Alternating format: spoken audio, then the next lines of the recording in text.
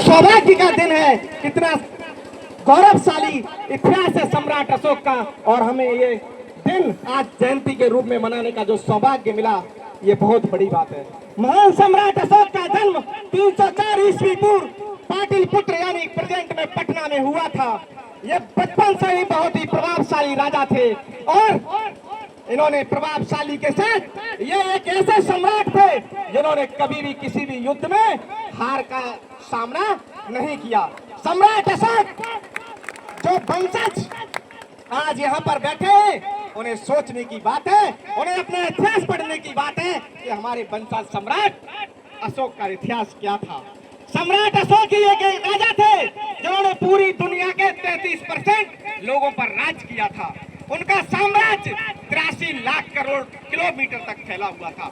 उन्होंने संपूर्ण भारत, अखंड भारत पर राज किया था, जिसमें अभी पाकिस्तान, अफगानिस्तान, नेपाल, म्यांमार, अनेक देशों पर संपूर्ण भारत, अखंड भारत पर राज करने वाले ऐसे महान सम्राट की आज जयंती है।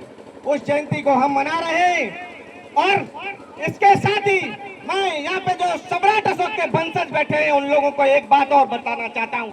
आपके इतिहास को इस भारत में छुपाने और दबाने का काम किया गया। आपने कभी सोचा है जो हमारा जो राष्ट्रीय चिन्ह है, 4 दहाड़ते हुए शेर, ये किसका प्रतीक है? ये हमारे सम्राट अशोक के राज का राज चिन्ह है, जो आज हमारा राष्ट्रीय चिन्ह है, सम्राट अशोक की देन है।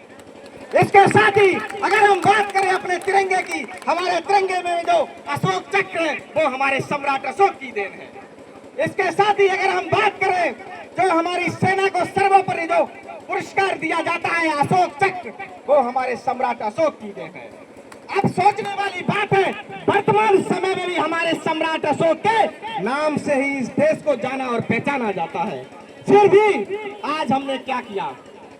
आज हम अपने इतिहास को भूलते जा रहे हैं।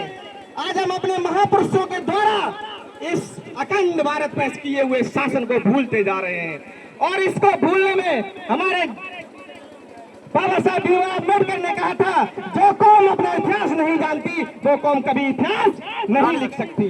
तो हमें अपने इतिहास को जानने की बात है।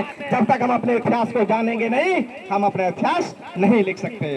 इसके साथ ही हम अगर बात करें वर्तमान समय में किस तरीके से हमारे एसटी, ओबीसी और माइनॉरिटी के लोगों पर अत्याचार किया जाता है।